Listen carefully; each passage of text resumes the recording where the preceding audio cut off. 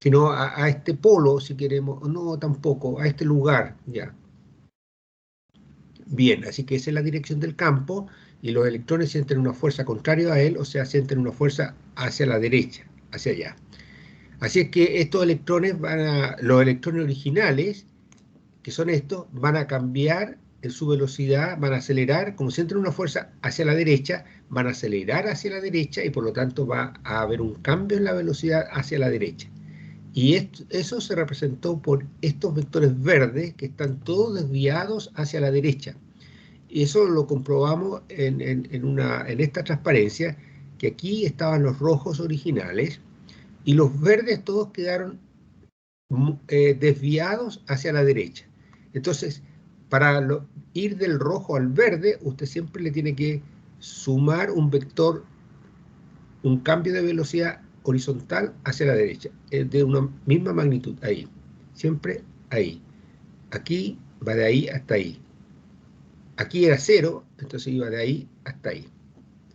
¿Ya? Así que ese cambio de velocidad, si uno lo asume en una unidad de tiempo, significa una aceleración, que sufre una aceleración en esa dirección.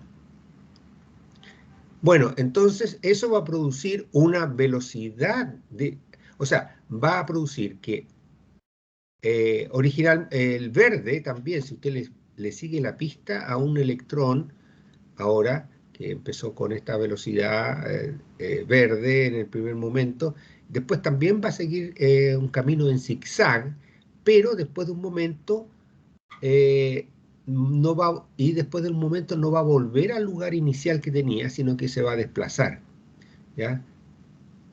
Bien, entonces eso lo habíamos visto aquí en esta, que empezaba aquí, daba una pila de vuelta y después de un momento ya estaba por acá. Entonces se ha desplazado de aquí a acá. Entonces está experimentando una velocidad que se llama velocidad de arrastre, que está superpuesto a la velocidad del zigzag. Bien, entonces, y aquí está la velocidad de arrastre, ¿cierto? Esta velocidad de arrastre, ayer discutimos que uno se sorprende un poquitito al principio porque dice, bueno, si aquí hay un campo eléctrico, el campo eléctrico es hacia la izquierda, el electrón acelera, siente una fuerza hacia la derecha debido a este campo eléctrico. Entonces uno dice, bueno, entonces debería acelerar hacia la derecha, porque está sintiendo una fuerza hacia la derecha y F igual a M por A, entonces debería acelerar hacia la derecha. Es cierto, pero lo que pasa es que no solamente existe la fuerza del campo eléctrico, sino que al ir viajando estos electrones hacia la derecha, van chocando con los iones que están en reposo, que en realidad los frena en el movimiento, ¿ya? En realidad ese movimiento de los electrones produce una resistencia y hace que esto, en vez de acelerar, se muevan con velocidad constante, esa velocidad de arrastre. Bien, así que eso es lo que vimos y después definimos corriente eléctrica. Entonces teníamos un alambre, le hicimos un corte transversal, ¿ya? Y ese corte tiene cierta área, ¿ya? Eh, entonces, el corte transversal, eh, teníamos el alambre así, le pegamos el corte transversal, que significa perpendicular a este eje, y ese corte transversal se le llama una sección transversal. Sería como, es parecido a usar la palabra seccionar como cortar, si quieren, en ese caso. Entonces usted tiene aquí una sección transversal de cierta área, ¿ya? Y los electrones van viajando aquí por dentro, entonces los electrones vienen viajando aquí, en ese caso, bueno, la carga Q va viajando así. Bueno, veamos el corte ahí entonces. Entonces usted hace el corte ahí y los electrones van viajando así, ¿ya? Y usted se pone a mirar ahí cuántos electrones cruzan este corte, esta superficie ahí. Cuántos electrones cruzan esa superficie y mide el número de electrones que pasan por unidad de tiempo. O sea, si pasan 100 electrones por minuto, usted dice que hay una corriente de 100 electrones por minuto. Esa es la corriente, ¿ya? Entonces, y eso es cuando se hace en un tiempo muy cortito, pasa un infinitesimal, pasa una cantidad infinitesimal de carga, y esa es la corriente en ese instante, ¿ya?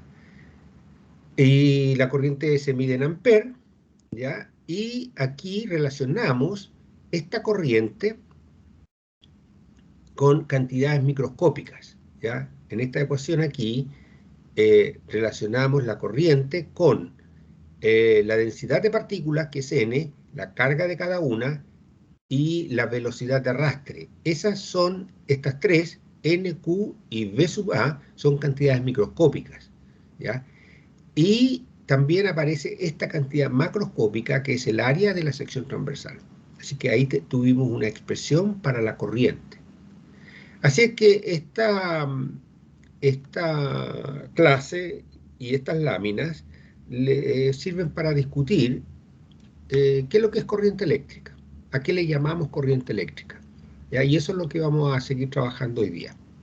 Así que tenemos una visión microscópica de qué es lo que está pasando en este alambre de cobre, por ejemplo, cómo se están moviendo los electrones, ¿cierto? Y estamos aquí diciendo exactamente cómo vamos a medir la corriente que va por el alambre, o que el alambre transporta, o que si uno quisiera ser quizá un poquito más matemático, así diría la corriente que cruza la sección transversal de área A.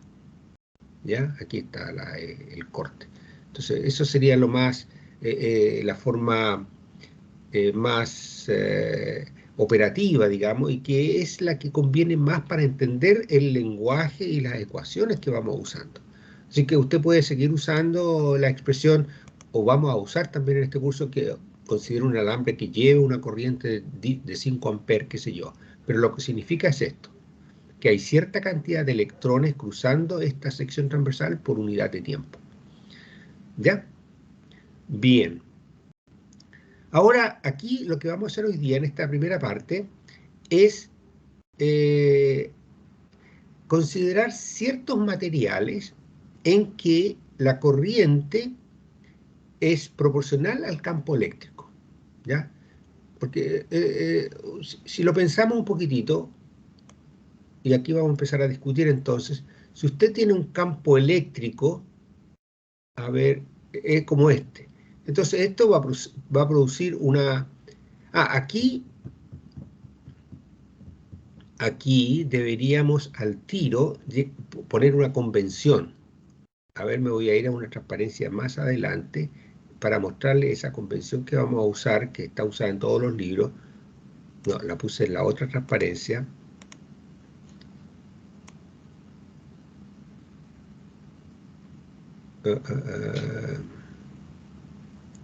Esta convención.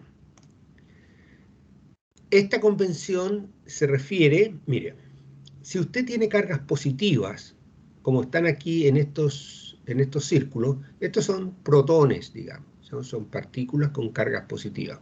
Por ejemplo, protones. Entonces, si la velocidad de arrastre es hacia la derecha, como está aquí, entonces en este caso nosotros decimos que hay una corriente que va hacia la derecha. Así.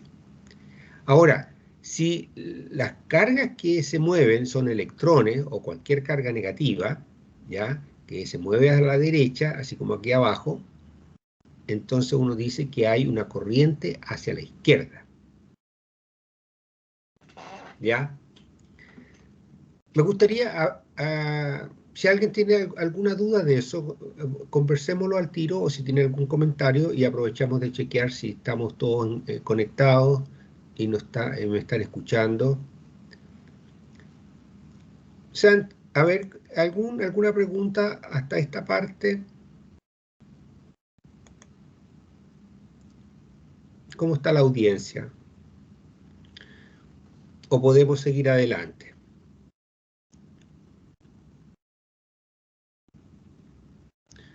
Bueno, a ver, sigamos entonces. Pero está claro, ¿no es cierto? Si son cargas positivas que se mueven en cierta dirección, hacia allá, por ejemplo, entonces uno dice que hay una corriente hacia allá, si las cargas son positivas. Pero si las cargas son negativas, entonces, y si se mueven hacia allá, uno dice que hay una corriente hacia el otro lado. que la corriente es hacia el otro lado, es opuesto. ¿Ya? Esa es una convención para decir en qué dirección va la corriente. Aquí yo casi a propósito no he querido usar la palabra dirección de la corriente, ¿ya? Porque estoy diciendo una corriente que va hacia allá, qué sé yo. Se podría decir también dirección, pero una cosa que vamos a tener que tener en mente es que la corriente, aunque usted pueda decir que tiene un valor y una dirección, no es un vector, ¿ya? Así que esta convención de aquí y el hecho de que la corriente no sea un vector son dos cosas que la tenemos que mantener en mente para, para todo el curso y en todos los libros y para otros cursos, ¿ya? Así que eso es importante y bien. Entonces vamos a lo que queríamos discutir. Lo que queremos, estamos discutiendo, lo que vamos a empezar a discutir ahora son la ley de Ohm. Eso es lo que estoy haciendo. Ya quiero ir a la ley de Ohm, que la ley de Ohm la satisfacen ciertos materiales nomás. ¿Ya? Se llama ley y suena bastante como importante, así como que fuera muy general, pero en realidad hay muchos materiales que no satisfacen la ley de Ohm. Bueno, entonces vamos a ver en los próximos 15 minutos más o menos y tener claro, tener una buena idea de lo que de qué hablamos cuando decimos que un conductor satisface la ley de Ohm o que es un material ómnico también, ¿ya? Entonces, volviendo a este ejemplo, por ejemplo, aquí tenemos que las partículas que son los electrones se van a ir moviendo. Fíjese que aquí hay que tener cuidado, tener atento a los signos, a la dirección. El campo está dirigido hacia acá, o sea, hacia la izquierda, ¿cierto? El campo. Pero los electrones, como tienen signo negativo, los electrones están siendo acelerados hacia la derecha, ¿ya? Entonces, al final de cuentas, se van a empezar a mover hacia allá los electrones. ¿Qué dirección va a tener la corriente? La corriente, puesto que los electrones son negativos, en realidad la corriente va a ser una corriente que se dirige desde aquí para allá. O sea, si empezamos a hablar de corriente, va a haber una corriente desde la parte positiva de este alambre hacia la negativa. Así va a ir la corriente, ¿ya? Entonces, eso es solamente un detalle de la dirección de la corriente, ¿ya? Y voy a usar la palabra dirección, pero tienen que mantener muy en cuenta que la corriente no es un vector, ¿no es cierto? ¿Ya? Entonces, aquí va a haber una corriente desde la parte positiva del alambre hacia allá. Ahora, si uno aumentara el valor de E, si el campo eléctrico fuera más grande, eso significa, ¿cómo logra usted un campo eléctrico más grande? A ver, me gustaría, si alguien lo puede ver, fijándose en la pila, ¿qué tendría que hacer para que el campo eléctrico fuera más grande?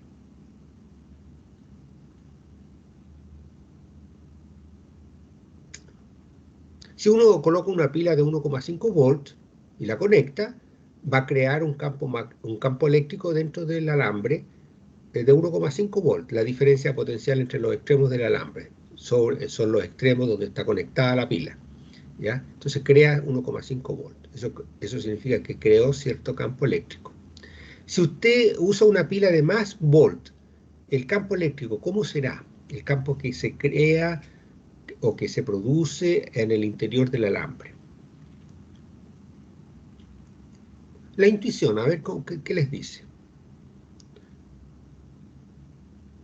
Si pone una pila de más voltaje, ¿qué pasará? ¿Aló?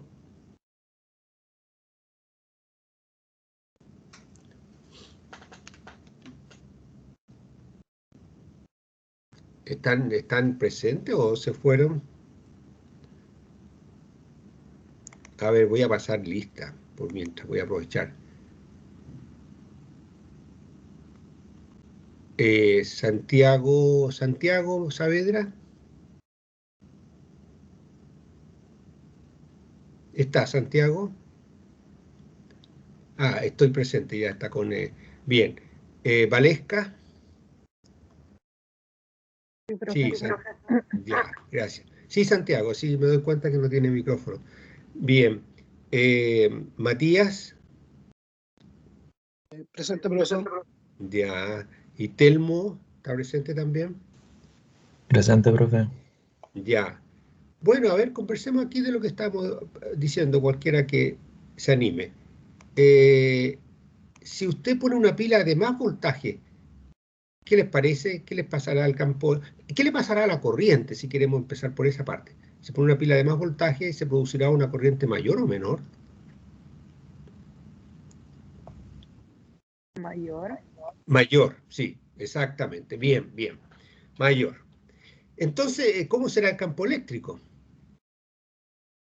O sea, ahora preguntando, ya preguntamos, preguntamos que si había una pila de mayor voltaje va a producir una corriente mayor. ¿Y el campo eléctrico que produce, cómo es? ¿Es más grande o más chico que este entonces? Más grande. Más grande, bien, bien Valesca. Entonces, estamos bien. Entonces, es bastante, ¿no es cierto?, intuitivo. Aquí un alambre de cobre, usted coloca lo conecta con una pila de mayor voltaje, va a producir un campo eléctrico mayor, ¿ya?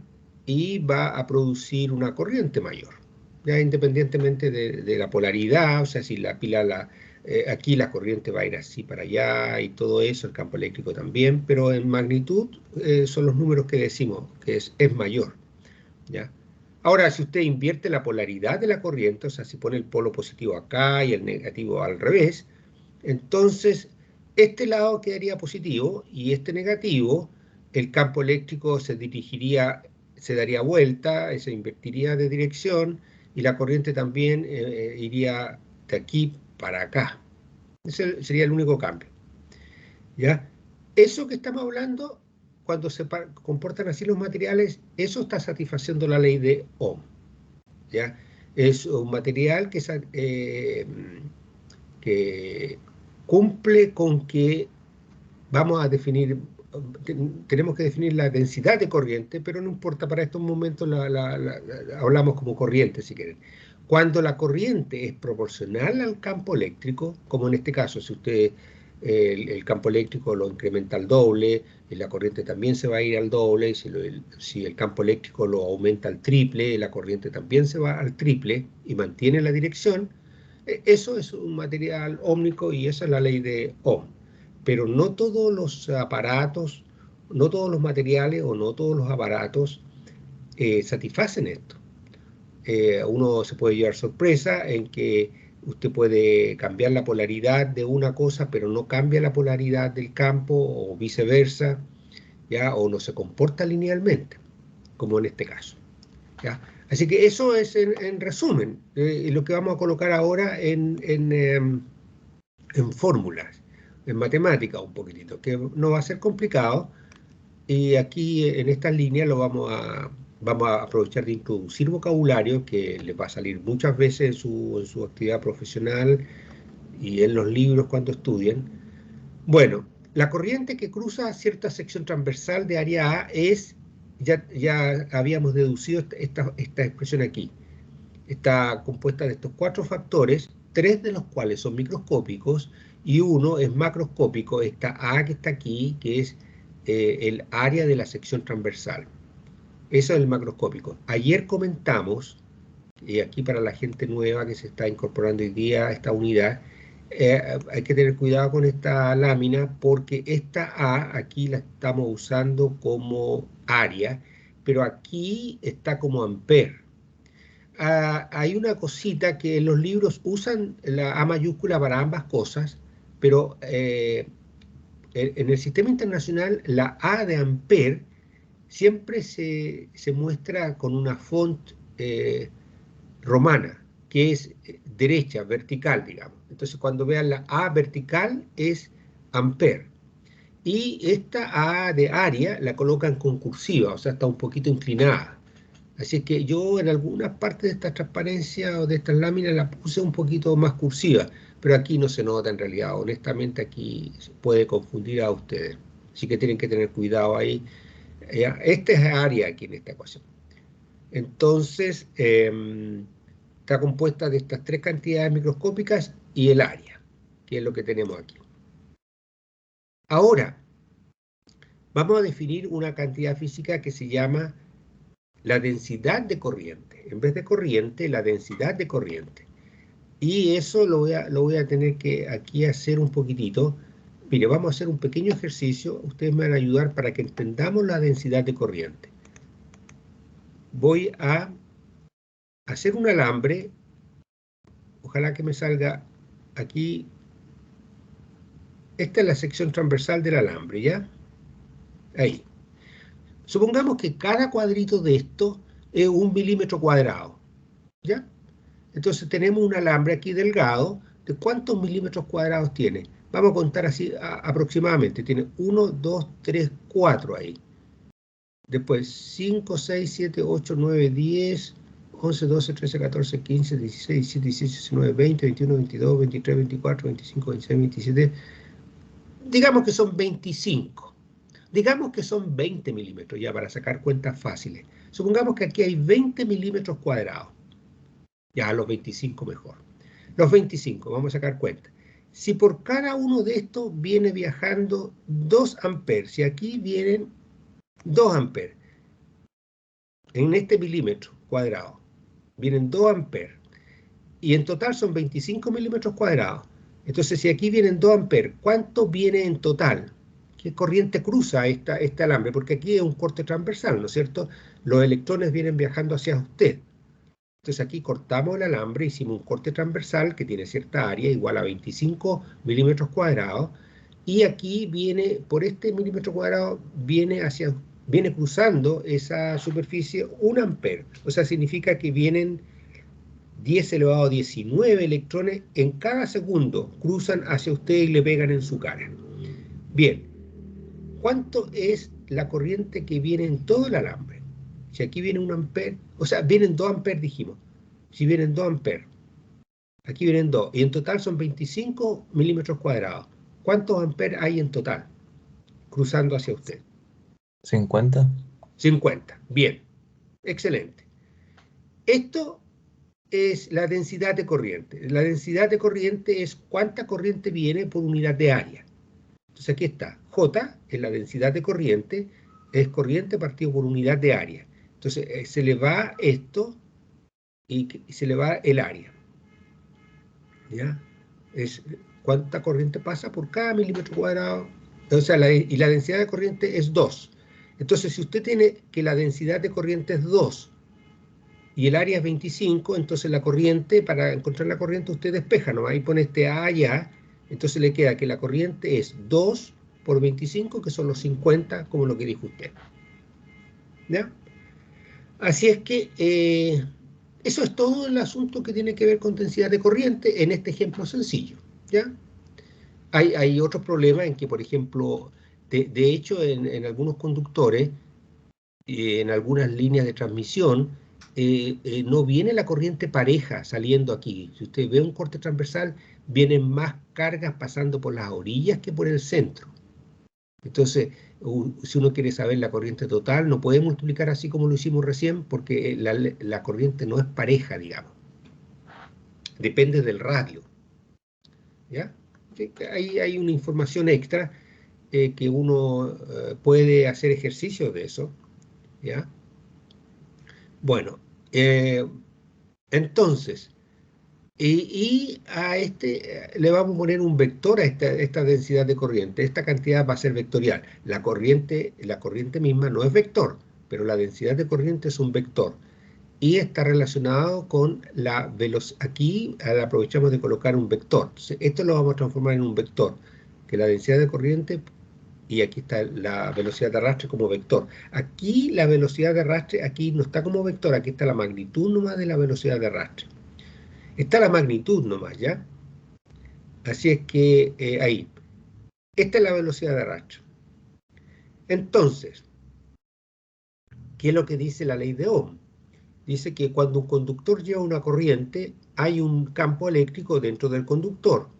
Y en muchos conductores, la densidad de corriente es proporcional al campo. ¿Ya? Esta es una constante de proporcionalidad.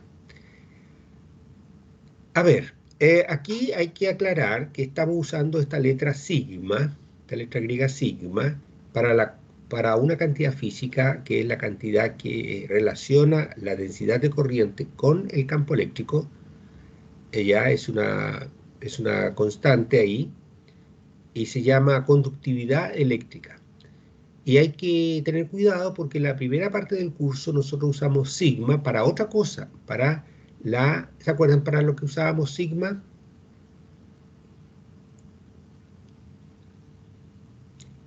¿Alguien? No, profe.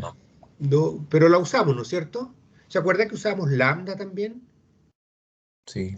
Sí, a ver si alguien se acuerda qué es lo que era lambda. Porque hay que mantenerlo en mente todas estas cosas porque se va sumando todo. El lambda, ¿para qué es lo que era? El lambda era para la carga por unidad de longitud y venía dado en coulomb por metro. Cuando teníamos un alambre, entonces decíamos cuánto coulomb hay por cada metro. Era un alambre que tenía cierta carga, no había corriente, nada de eso. En esa época no estábamos hablando de corriente. Entonces, si quiere un alambre como esto, que es un material aislante, entonces usted lo carga con cierta carga Q y pone un coulomb por cada centímetro, así. Entonces, ese es el lambda. Ahora, si usted tiene una superficie y la carga, entonces con cierta carga, parejo, entonces hablábamos de sigma, que la sigma era la carga por unidad de área. ¿Ya? Ese era el sigma que usábamos antes, la carga por unidad de área, que también en los libros le llaman densidad superficial de carga. Pero ahora estamos usando el sigma para otra cosa distinta, para conductividad. Lo único que pasa es que se nos acaban las letras del alfabeto griego. ¿Ya? Bien. Y también antes usábamos, cuando se trata de volumen, y teníamos esfera con carga, hablábamos de carga por unidad de volumen, o densidad volumétrica de carga, y eso lo representábamos por la letra griega ρ.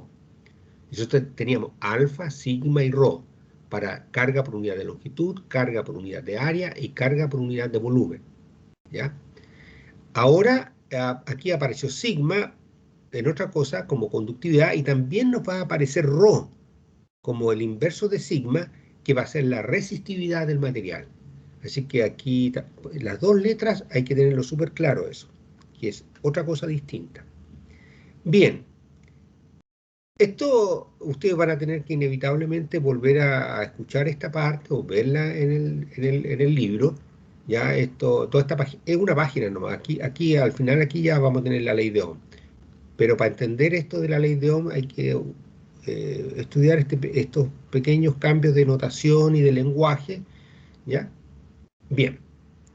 Ahora, entonces, ley de Ohm. La densidad de corriente es proporcional al campo eléctrico. Eso es lo que la determina, ya la califica. Para la corriente en un alambre podemos escribir la ley de Ohm de una forma más familiar. Aquí vamos a llegar a nuestra forma de ley de Ohm. ¿Alguien se acuerda de la ley de Ohm si lo vieron? No sé si lo han visto. Porque vamos a llegar a esa ley que es más conocida. No como esto, sino que en vez de escribir esto, vamos a escribir la ley de Ohm como está aquí.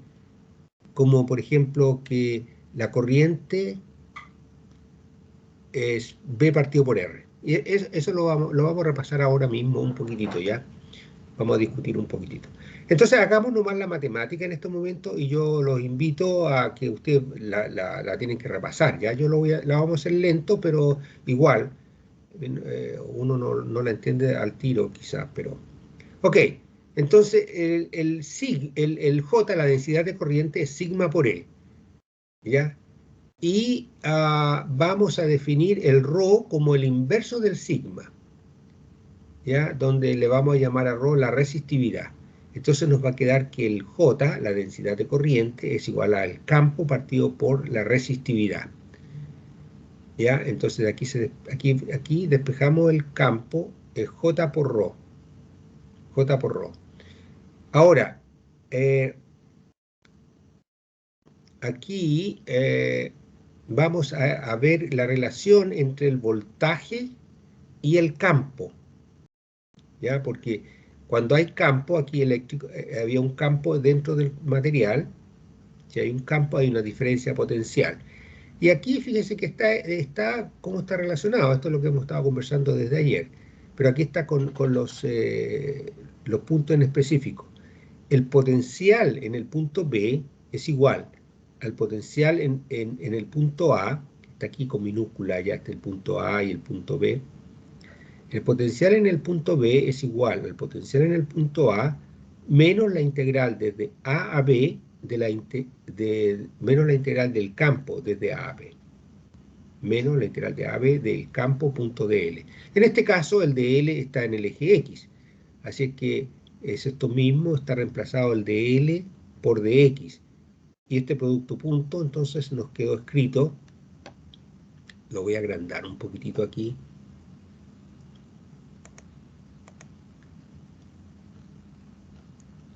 Ahí. Ya esto a repasar lo que vieron para la última prueba. Este es el potencial en el punto B, es esto. Este es el producto punto entre dos vectores. Entonces aquí está en componentes cartesianas y nos queda la componente X de esto por la componente X de esto, más la componente Y de uno por la componente Y del otro, más la componente Z por la componente Z, pero las componentes Y y Z en este caso son ceros. Entonces se nos reduce a la componente X del primer vector, que es E sub X, multiplicado con una multiplicación simple de la componente X de este vector, que es este D sub X. ¿Ya? Y ahí está hecho el campo, perdón, está hecho el cálculo, B sub A menos, y aquí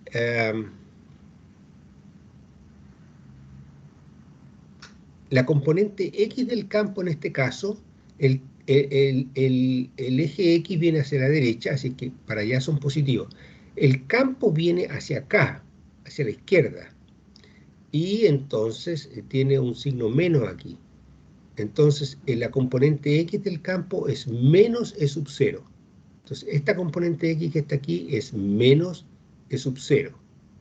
Y salió para afuera, y al hacer la integral, al evaluarla, me queda B menos A, ahí.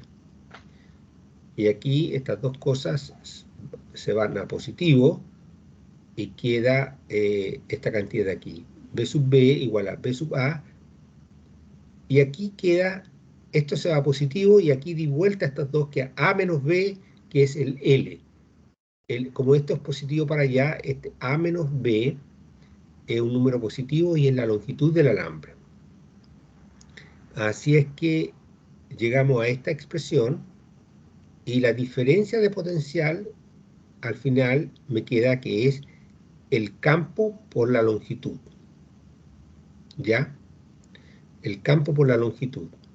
Así que esto, repásenlo, que es un buen ejercicio para llevar la cuenta exacta de los signos menos, ¿ya?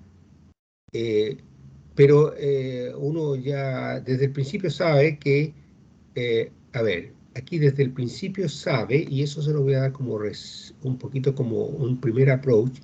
A ver, ¿dónde escribimos? Aquí. La diferencia potencial, si usted esto lo pone para acá, le va a quedar B sub B menos B sub A.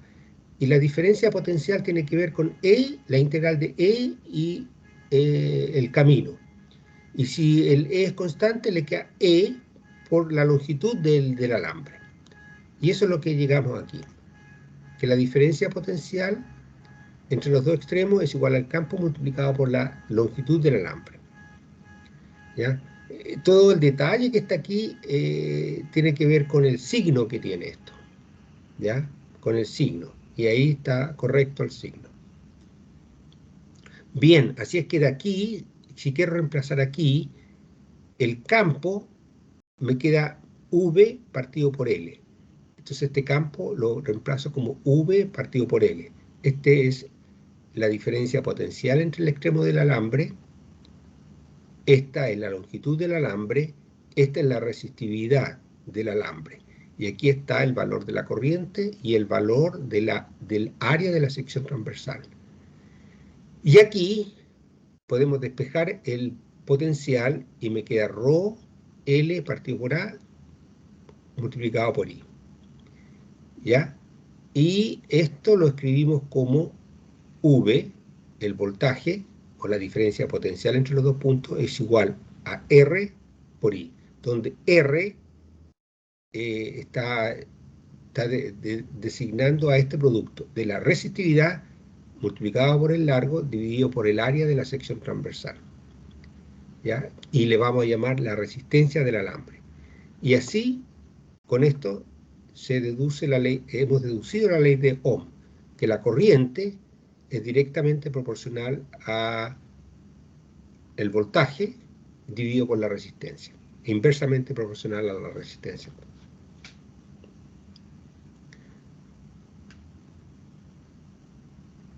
Ya. Entonces, a ver, vamos a hacer vamos a repasar esto un poquito, comentarios sin irnos a la parte de detalle, para que ustedes eso lo vean con tranquilidad. Pero vamos a repasar esta fórmula. I igual V partido por R. Entonces, a ver si nos sirve un gráfico de esto, donde veníamos discutiendo. Ya. Entonces aquí vamos a tener un V aquí.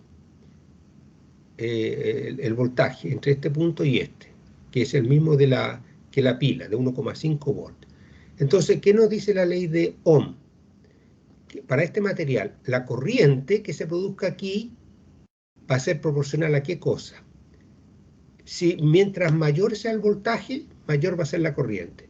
Vamos a poner aquí que la corriente entonces I, ahí, va a ser igual a qué cosa. Bueno, es proporcional, aquí me faltó eso, y es proporcional al voltaje. Mientras más voltaje, mientras más grande sea la pila que usted conecte, mayor corriente va a lograr. Tiene sentido, ¿no es cierto? Uno usa una batería de más voltaje para lograr mayor corriente, ¿ya? Pero aquí empieza a influir la resistencia, la resistividad del material o la resistencia de todo el alambre. Aquí ya nos vamos al tiro como la ley de Ohm que ha escrito en términos prácticos. Aquí va a quedar inversamente proporcional a la resistencia del alambre. Esa fórmula se la tienen que aprender, pero es bien intuitiva, bien lógica. A mayor pila, a mayor voltaje, una pila de mayor voltaje, la corriente va a ser mayor. Y si el alambre tiene mucha resistencia, entonces la corriente va a ser menor. Y aquí usted puede despejar el R, pasarla para allá, y le queda que el V es I por R. Uno dice que la diferencia de potencial entre dos puntos es igual a la corriente por la resistencia. También le llaman los ingenieros caída de tensión entre los dos puntos, qué sé yo. Pero esto es lo que dedujimos en la discusión que hemos hecho recién.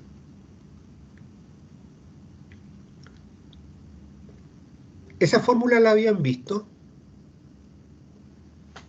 en algún curso o en el colegio? La ley de Ohm, ¿se acuerdan?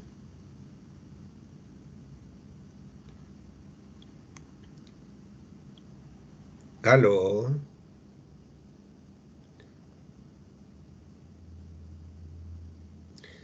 A ver, también vamos a hacer algún comentario de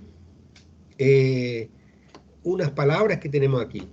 Tenemos la palabra resistividad, tenemos la palabra resistencia, ¿ya?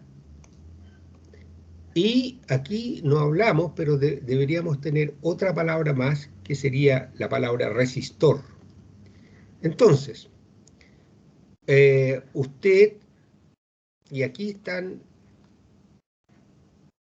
relacionado, esta es la resistencia, todo esto de aquí es este R que está aquí.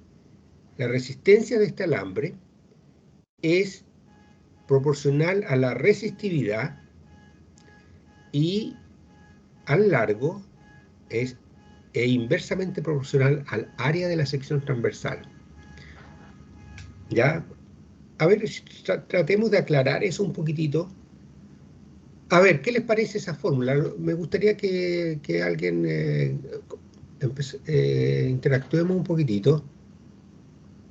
A ver, veamos. Si usted tiene este alambre de cobre, eso significa que esto tiene cierta resistividad, entonces. La resistividad es una propiedad del material. Entonces, si usted tiene un alambre de aluminio, bueno, el aluminio tiene cierta resistividad, el cobre tiene otra resistividad.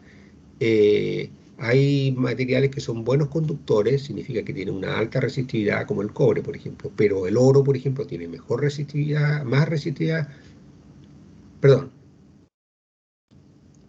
A ver, está bien, pero el cobre tiene poca resistividad, ¿no es cierto? Tiene una alta conductividad. El cobre tiene una conductividad grande, el sigma que teníamos aquí.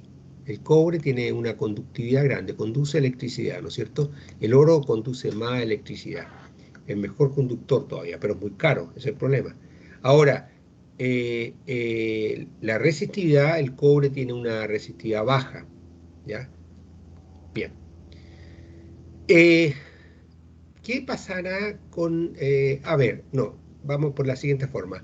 Si usted tiene entonces cobre, que tiene cierta resistividad, y usted hace un alambre de cobre, entonces ese alambre va a tener cierta resistencia. Y la resistencia que tiene va a depender del material. Entonces, si es cobre, tiene la resistencia, va a ser la resistencia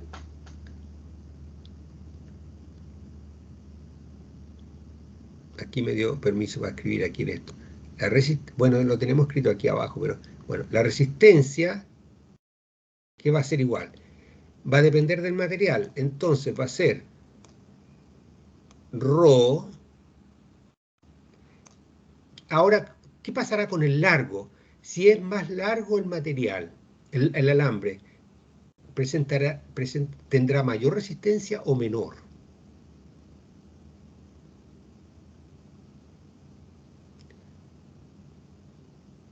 ¿Qué opinan?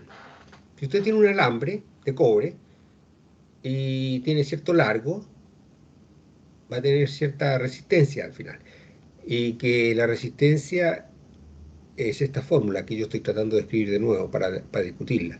Entonces, si el alambre es más largo, ¿presentará más resistencia? ¿Tendrá más resistencia o menos resistencia? Si es más largo. Se puede. ¿Ah? ¿Alguien se anima, parece? Mayor resistencia. Mayor resistencia. Ya, entonces usted dice la resistencia del alambre va a depender de qué está hecho el alambre. Entonces, si está hecho de cierto material, tiene cierta resistividad ρ. Ahora, es proporcional, la resistencia es proporcional al largo. Mientras más largo, mayor resistencia. ¿Y cómo dependerá del área de la sección transversal? Si es un alambre delgadito, ¿presenta más resistencia o menos resistencia que un alambre más grueso? ¿Cuál es más resistente? ¿Un pelo de alambre o un alambre ya más grueso? Quiere decir, ¿por dónde cuesta más pasar la corriente? Si usted tiene un alambre delgado o grueso. Por un delgado. Por un delgado. Entonces la corriente es inversamente proporcional al área de la sección transversal. Entonces, si el área es muy grande, si esta área es muy grande, entonces la resistencia es pequeña. Perdón, si el área es muy grande, sí, si el área es muy grande, significa un alambre grueso, entonces tiene menos resistencia. Si usted tiene un alambre que la resistencia, tiene un alambre donde el área de la sección transversal es chica, tiene un número chico en el denominador, entonces la resistencia va a ser grande. Así es que un pelo de cobre, delgadito, eso tiene harta resistencia. Y esto es lo que está escrito aquí, que la resistencia era igual a la resistividad multiplicado por la longitud del alambre y dividido por el área de la sección transversal. ¿Ya?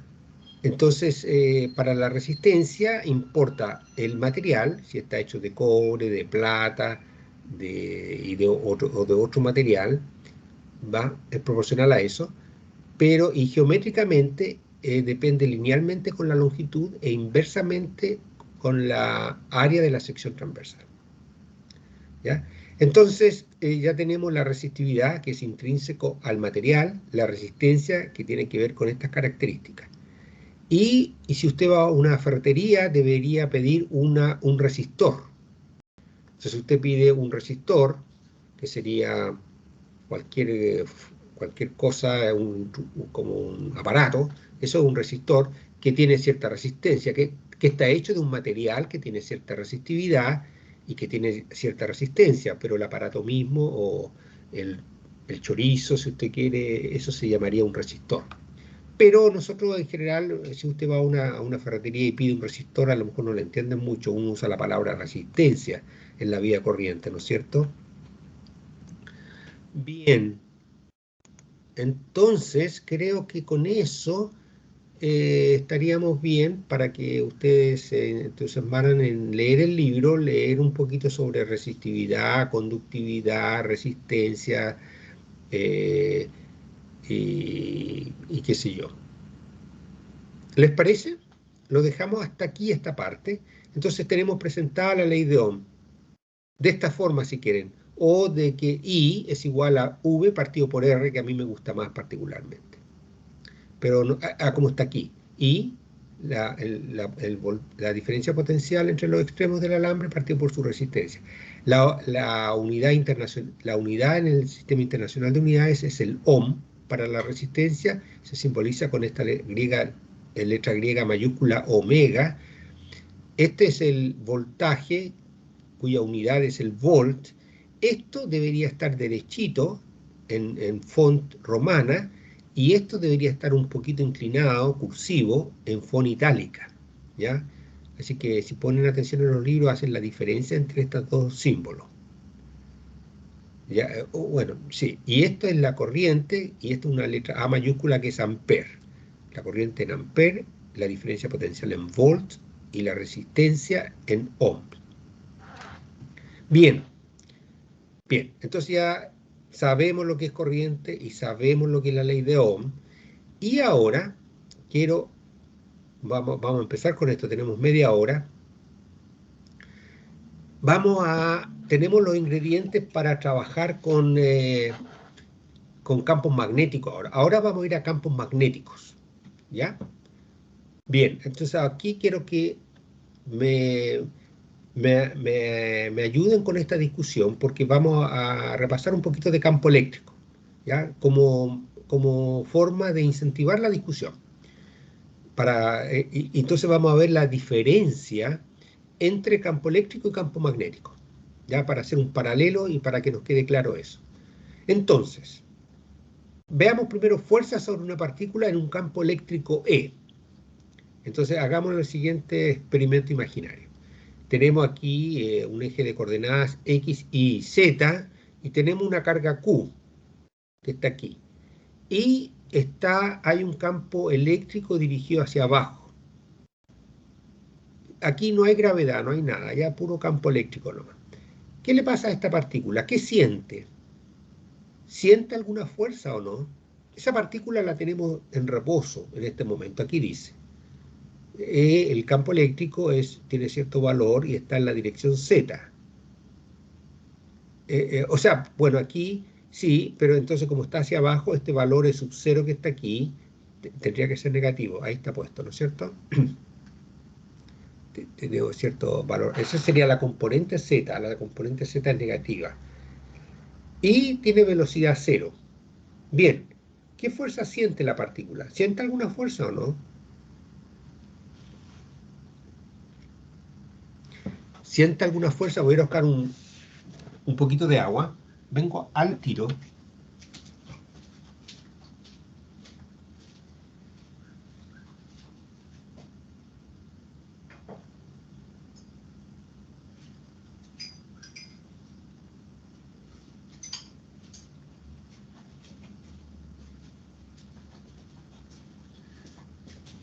Ya, jóvenes.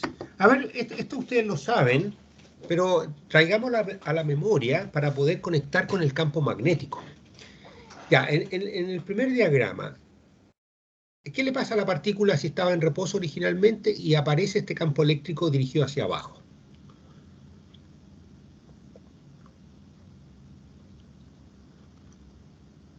Perdone, sí, dije campo eléctrico, ¿no es cierto? Campo eléctrico dirigido hacia abajo.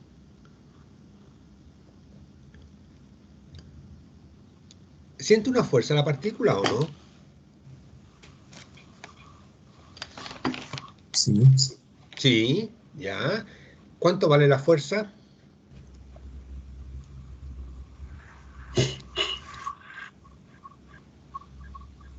Vamos a ver el chat también, a ver si hay... ¿Cuánto vale la fuerza?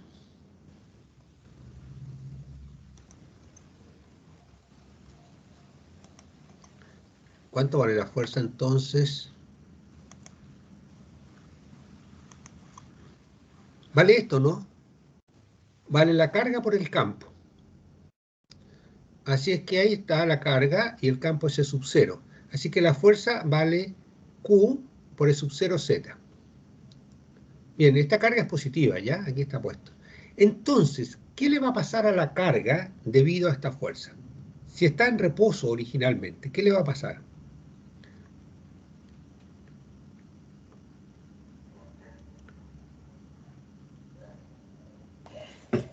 Profe, se me fue el internet un rato, no lo escuché bien. Ah, ¿Puedes repetir? sí, sí. Pero esta parte de la fuerza, ¿la escuchó, no? Sí, sí. Ok, entonces, ¿qué le va a pasar a esta partícula si estaba en reposo originalmente? Supongamos que estaba en reposo y se prendió, entre comillas, este campo eléctrico hacia abajo. ¿Qué efecto va a tener sobre la partícula?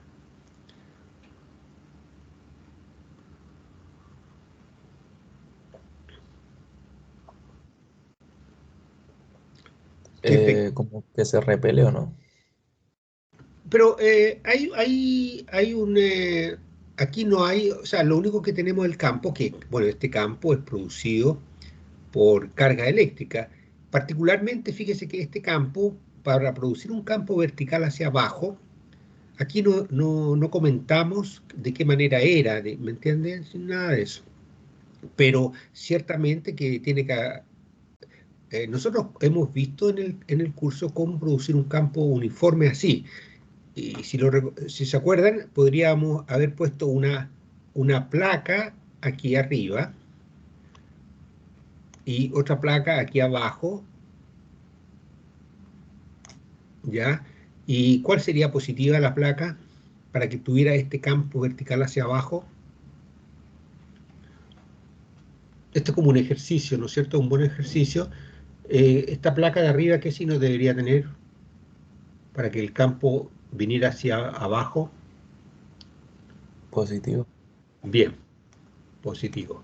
Esta debería ser positiva y esta de acá negativa. Entonces, este tendría un sigma, ¿no es cierto? Ahora, mire, fíjese aquí, para recordar lo que estábamos hablando antes.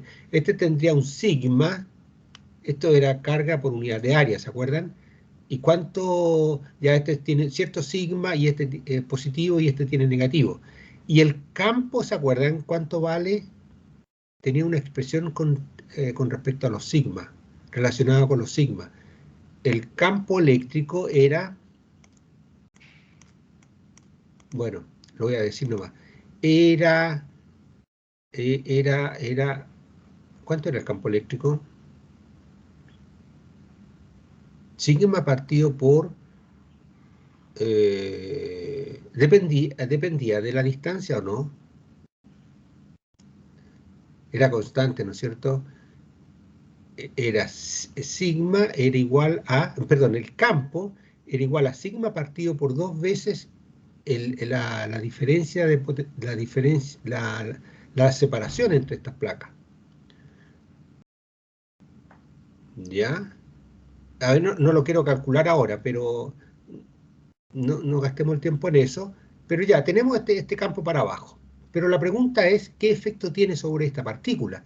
Y usted dice que siente una repulsión. Es cierto, en realidad esta partícula sentiría la repulsión de esta placa que está aquí arriba, y se siente, si esta carga es positiva, aquí está puesto, esta es una carga positiva que está aquí, y como esta placa es positiva, entonces es repelida por la carga positiva, perdón, esta carga positiva es repelida por la placa positiva y es atraída por la placa negativa, y por eso esta partícula, bueno, ese es el efecto, si lo queremos poner en términos de repulsión.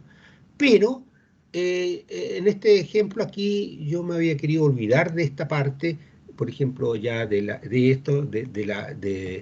las placas. Entonces usted en los libros lo que va a encontrar es eso, ¿no? Dice, sea un campo vertical hacia abajo. ¿Ya? No, para que no se preocupe de cómo se produjo ni nada, pero es eso. Entonces lo único que usted tiene es eso en este momento en la discusión. Entonces, si queremos saber qué efecto tiene sobre esa partícula, usted dice, bueno, esa partícula siente una fuerza, y si siente una fuerza, ¿qué pasa si se siente una fuerza? Se va a empezar a mover, ¿o no? ¿Para dónde se va a mover? Para abajo. Para abajo. Bien, eso es todo. O sea, la partícula, en realidad, si uno quiere ser más específico, dice, bueno, hay una fuerza que igual Q por E, entonces tiene que sentir una aceleración. Y la aceleración va a ser Q por E partido por su masa. Bien, y esa aceleración, ¿qué va a implicar? Que si estaba en reposo, se va a empezar a mover hacia abajo. Bien, pero si estaba en movimiento, por ejemplo, si hubiera estado inicialmente moviéndose, alguien la hubiera lanzado para arriba y aparece este campo, lo que pasa es que la partícula sigue moviéndose hacia arriba, pero se va frenando, frenando hasta que se detiene y de ahí se devuelve. Esa es como la dinámica del asunto. Bien, ya, ahora veamos esta otra segunda situación. Tenemos el campo, y tenemos la partícula que va moviéndose hacia arriba. ¿Qué fuerza siente ahora la partícula cuando se va moviendo? Se va moviendo con cierta velocidad v y aparece este campo. ¿Qué pasa? O se prende este campo. Este campo, perdón, aquí, esto es típico de los libros, de las notas, que este campo está en todo el espacio. O sea, yo debería haber puesto más flechas por toda esta parte, arriba, abajo, por todas partes, aquí también. Ya se hace así, a veces se pone una pura flecha, pero se asume cuando no se dice nada contrario que está en todo el espacio. Entonces ya, ¿qué fuerza siente ahora que se va moviendo? Se siente la misma fuerza, ¿no? Porque la fuerza eléctrica no depende del movimiento, la fuerza eléctrica es simplemente la carga por el campo. Así es que nos quedan las mismas ecuaciones anteriores. La fuerza es igual a Q por E, ¿ya? Y el efecto que tiene es lo que comentábamos recién, que si va para arriba y se prende este campo en todo el espacio, esta partícula se va a empezar a frenar, va a llegar por ahí y se va a frenar y se va a devolver y va a venir para abajo, ¿ya? Va a sentir una aceleración hacia abajo siempre. Entonces, como va hacia arriba, esa aceleración hacia abajo tiene el efecto de disminuir su velocidad hasta que se detiene. Y cuando viene de bajada, tiene el efecto de empezar a aumentar la rapidez y cada vez va más rápido. ¿Ya? Bien. Ahora, si usted la partícula la lanza horizontal, ¿qué efecto tiene? Igual la fuerza siempre es la misma, no depende de la velocidad para el campo eléctrico. Y en este caso, ¿qué tipo de movimiento va a tener la partícula?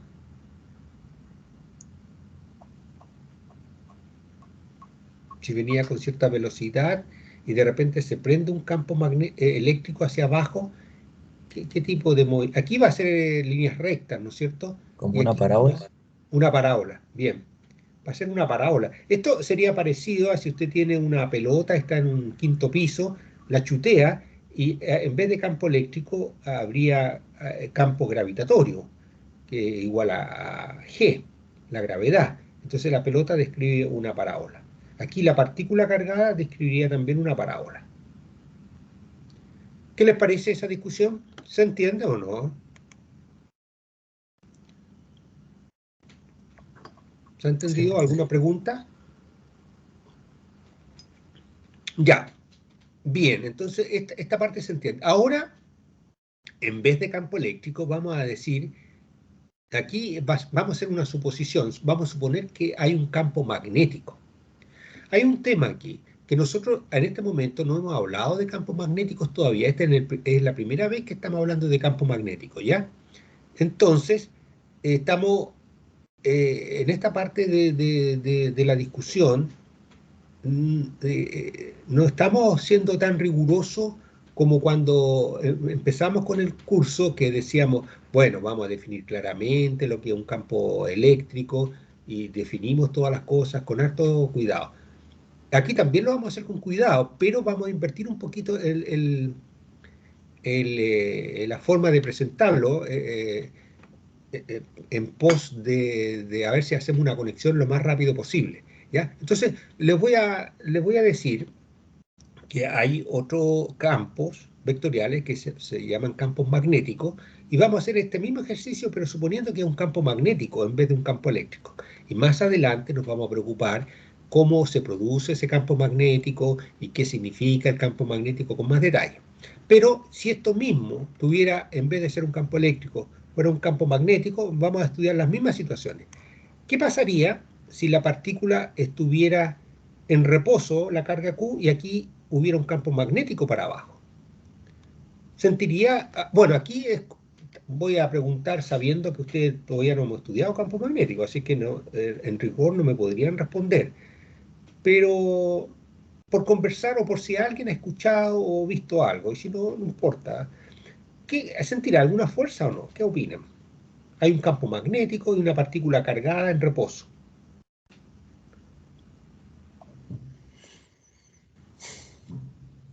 ¿Cuál fue la ¿Alguien? pregunta, profe? No, que ahora la misma situación del primer diagrama, era un campo eléctrico, ¿sí? Usted dijo que si la fuerza era Q por E, y ahí está. Y va a pasar lo que discutimos. Pero si fuera un campo magnético y la misma carga en reposo, ¿qué fuerza sentiría? ¿O sentiría alguna fuerza o no? Como le digo, no hay manera lógica que nadie que no haya visto esto lo sepa. Así que es como adivinar nomás. Adivinen. ¿Qué les pasa ahí a la fuerza? O si alguien ha estudiado algo, esto ha leído por ahí. Yo creo que depende de la carga, ¿no? Ya, bueno, ok. Fíjese que este campo magnético, supongamos que lo podemos hacer formar con un imán. Ya usted podría poner un imán por aquí, construir un imán y poner esta carga cerca del imán. Eh, si la carga está en reposo, fíjese que la fuerza que siente es cero. ¿Ya? Entonces, una carga eléctrica en reposo está en presencia de un campo magnético y la fuerza que siente la carga es cero. Eso es muy distinto a lo que pasaba con el campo eléctrico, porque el campo eléctrico sentía una carga que era Q por el campo eléctrico. Aquí no es Q por el campo magnético, sino que en este caso la fuerza es cero. Ya, eso es como una primera novedad, ¿se dan cuenta? Es una cosa nueva. Ahora, vamos a la segunda. Si la partícula se va moviendo, va con velocidad, por ejemplo, hacia arriba, y se encuentra y aparece este mismo campo magnético, se prende, digamos, en todo el espacio, ¿qué fuerza siente la partícula? Fíjese que, oh sorpresa, no siente ninguna fuerza tampoco. ¿Qué les parece? En ese sentido, para estos problemas es más fácil calcular las cosas con campos magnéticos. Va a ser más fácil porque ahí las fuerzas son cero.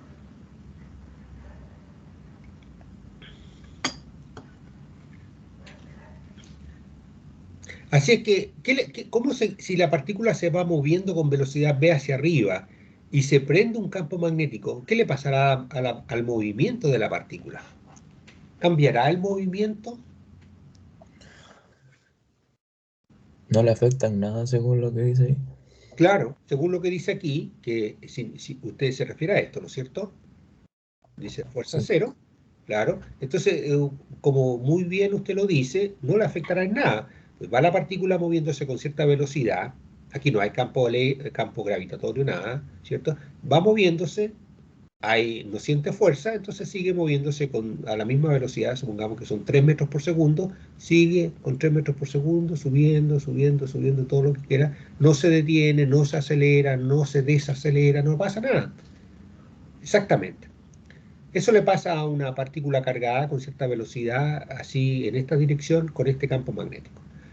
Pero, si ahora la partícula usted la lanza horizontal, así como la lanzamos aquí, cuando la lanzamos horizontal, la partícula en presencia de un campo eléctrico, la partícula describía una parábola. Pero si fuera un campo magnético, es distinto. Aquí hay un campo magnético en todas partes. Si usted la lanza a la partícula horizontal, fíjese que va a sentir una fuerza, que ahora la vamos a estudiar, y la partícula lo que va a hacer es va a describir un círculo, una circunferencia, así, como está ahí.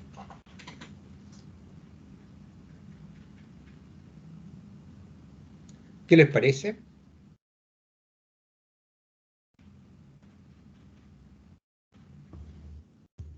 Raro. Es raro. Uno podría decir, oye, imagínense que si así fuera como se comporta en campo gravitatorio, porque porque hay un campo gravitatorio, por ejemplo, así que si alguien va a chutear un penal, por ejemplo, y tira la pelota hacia adelante, y resulta que la pelota diera una vuelta y le pegara por la espalda al jugador, como que sería raro, como usted dice, ¿no es cierto? Sí. Pero eso es, así sucede, fíjese. Ese es tipo de fuerza magnética.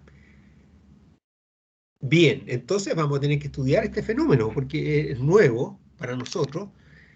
Y ahora, la fuerza magnética va a ser esta que está puesta aquí. La fuerza magnética que siente esta partícula va a ser la carga que tiene y va a ser el producto cruz entre la velocidad de la partícula y el campo magnético. Esto es la fuerza ahora. Aquí se puso distinto que en el caso anterior, porque antes la fuerza era siempre Q por E, se multiplicaba el campo por un escalar, nomás por la carga. En los tres casos, siempre la fuerza era la misma, así que caso sencillo.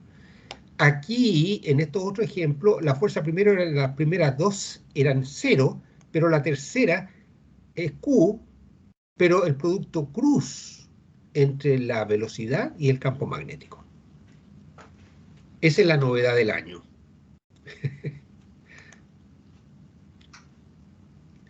Pregunta, ¿han visto producto cruz? ¿Conocen el producto cruz entre dos vectores? Sí, profe. Ya. A ver, eh, yo aquí, a ver, aquí lo voy a decir en palabras nomás. Yo creo que eh, tienen que ir al libro, porque hay buenos dibujos, o a cualquier libro. A veces uno puede buscar libros y vea Producto Cruz en internet. Puede haber una buena animación, o puede haber alguien que se lo va a mostrar más fácil en un video, o buenos dibujos, ¿ya? Entonces, pueden avanzar harto viéndolo así, y la próxima clase podemos conversarlo y me preguntan.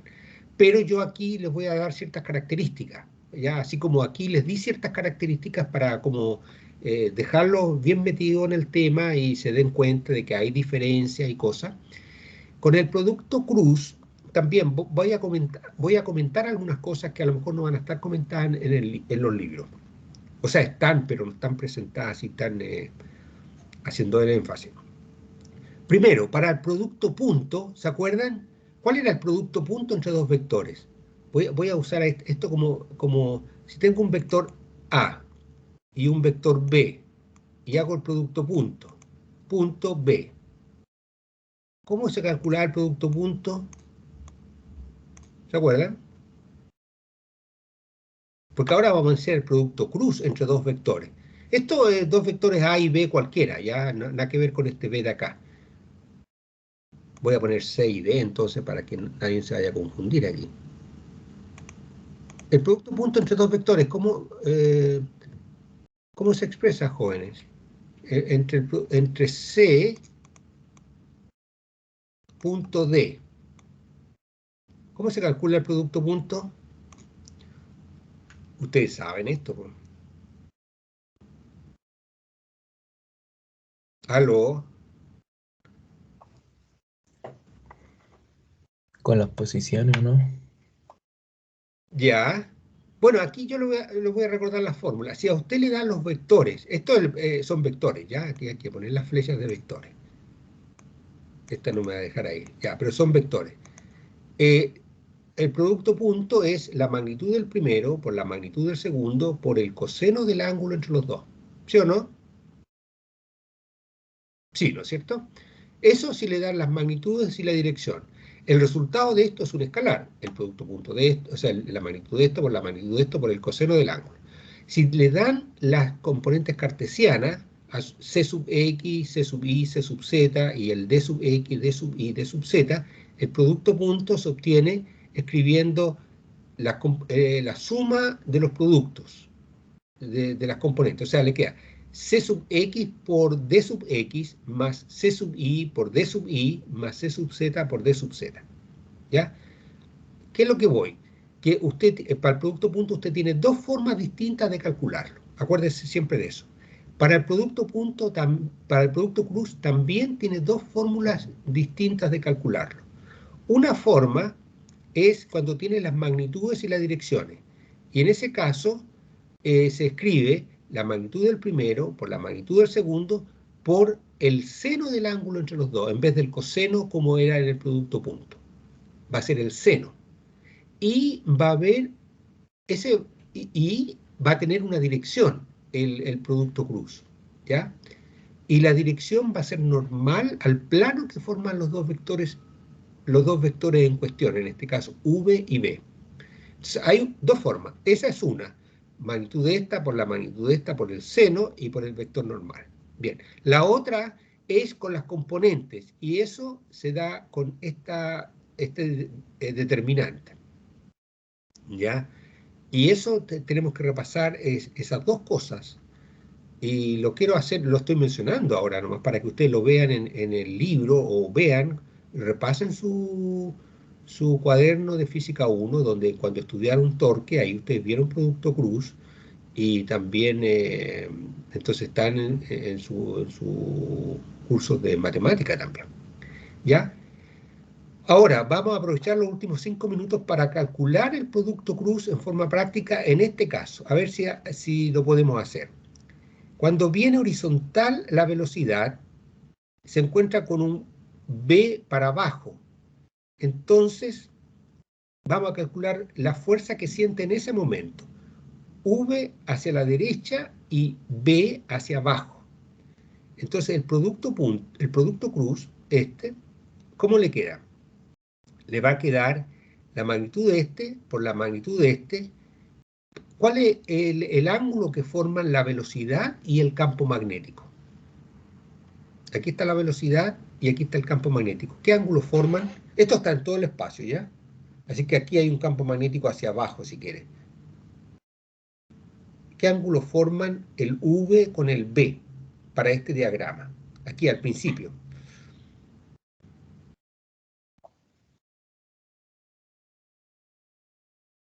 90. 90, bien. Así que le va a salir seno de 90, que es 1.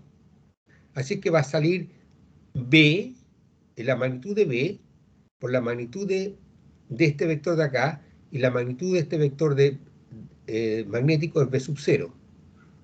¿Ya? Así que le va a quedar B sub 0 por B sub 0 por V sub 0, ¿ya? Y la dirección. Veamos cuál es la dirección de la fuerza. ¿En qué dirección apunta el producto cruz entre V y B, este que está aquí? ¿En qué dirección apunta? ¿Alguien lo puede ver con la regla de la mano derecha?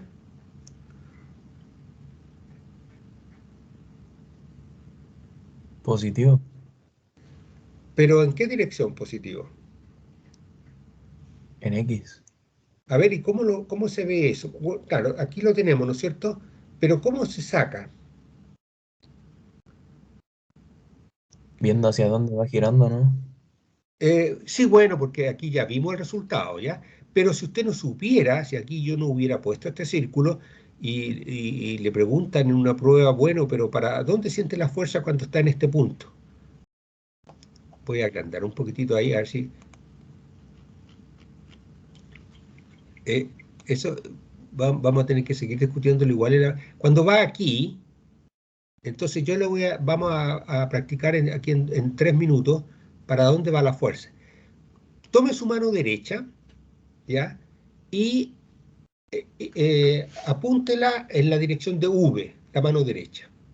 No sé si me ven, porque, a ver, voy a... Aquí va a ser complicado, porque si cambio, si lo saco de compartir... A ver, ¿me ven o no? ¿Me ven? Sí, profe. Es que aquí a veces salen inversas las imágenes. Para usted, el V y el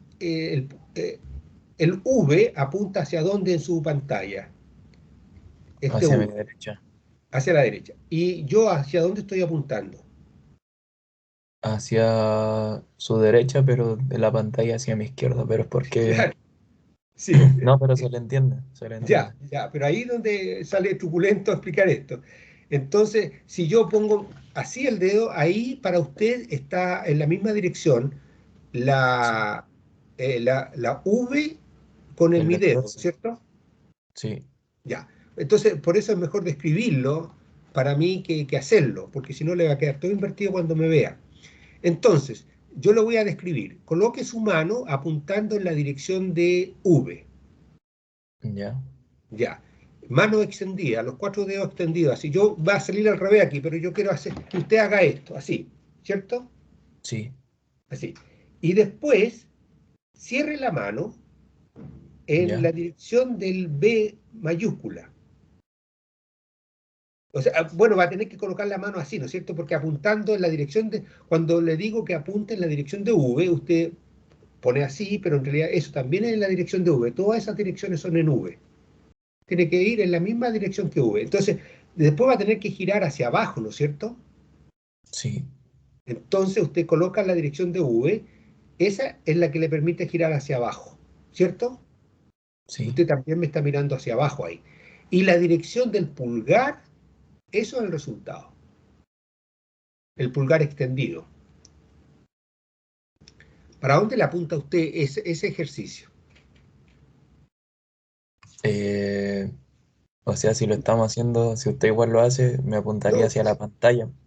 a ver, no, pero usted, hágalo usted mismo. A ver, si usted llega y coloque su mano en la dirección de V y después Sí, la lo puse en la cierra, dirección de V, lo bajé por en la dirección de B ¿sí? y el Y pulgar me apunta, como le diría, si fuera no, si fuera usted nomás.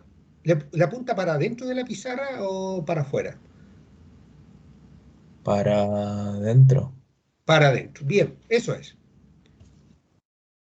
Eso es. Entonces, como la partícula viene para acá y está sintiendo una fuerza para adentro, se desvía así, hacia adentro. Ujú. Bien. Eso es todo el ejercicio. Usted podría pensar aquí en este punto, aquí, la partícula va a ir hacia adentro, ¿no es cierto? La velocidad, Sí. sí. Ahora haga el producto cruz de nuevo ahí. El V va hacia adentro y entonces Mm. coloque su mano en esa dirección hacia adentro. Coloque la mano en dirección hacia adentro de la pantalla y la cierra hacia abajo, ¿no es cierto? Tiene que girar los dedos hacia abajo, porque el campo magnético está hacia abajo. Y el pulgar le da la dirección de la fuerza cuando la partícula va en esa posición. ¿Para dónde le apunta el pulgar ahí, en esa posición? Eh, sería hacia la palma de mi mano hacia adentro de la pizarra, ¿no? Pero si quiere, mire, vamos a usar la matemática. Estamos preocupados de la dirección del pulgar, ¿no es cierto? Sí. Y entonces dígalo en qué dirección de qué eje va el pulgar, apuntando en Z, en Y o en X, en positivo o negativo. Eh, Según la imagen, yo digo que va en Z positivo.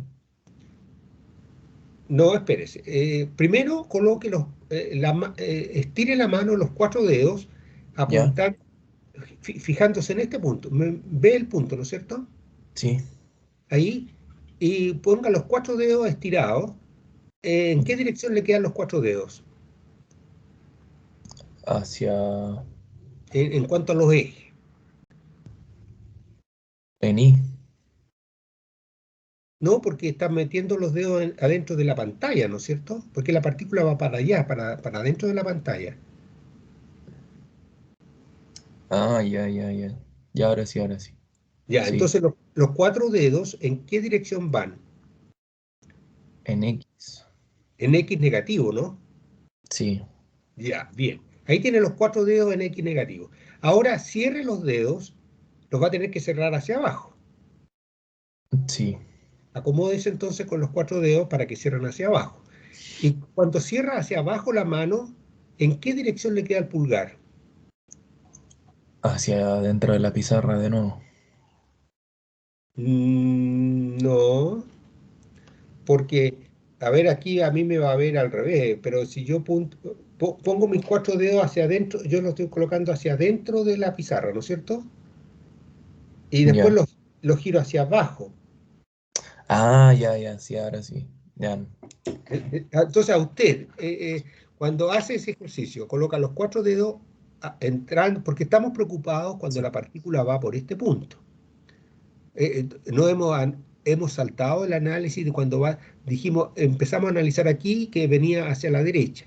Ya, ahora usted me creyó que la partícula se enchuecó para allá. Ahora yo le digo ya, si va ahí, la partícula está entrando en la pantalla. Ujú. Entrando, entonces usted coloca los 4 dedos en la dirección menos X unitario y los cierra hacia abajo, porque es el producto cruz, tiene que cerrar en la dirección del segundo vector. Y A la el izquierda. Claro, y el vector, entonces, el pulgar le queda ¿en qué eje? En el I negativo sería. Y Podría ser. negativo. Bien, excelente. Eso. Eso va a hacer que la partícula, cuando vaya para adentro, gira, entonces se va a desviar hacia su izquierda. Y después de un rato va a ir allá atrás. Y va a ir Sí. así la partícula. Y ahí usted puede seguir haciendo el análisis. Si De alguien ahí tiene vuelve a su clase, origen, po, ¿no? eh, eh, Según eso. sí, espérese. Volvería hasta el X. Déjeme comentar que jóvenes, alguien si tiene clase, libérese de esta clase porque vamos a terminar esta misma círculo nomás. Así que no va a haber más materia, pueden retirarse la gente que no pueda seguir. Pero si alguien quiere seguir esta discusión y alguna pregunta, porque podemos aprovechar estos minutitos aquí, ya que tenemos el impulso. Ya, cuando vaya atrás, la partícula va apuntando hacia la... eh,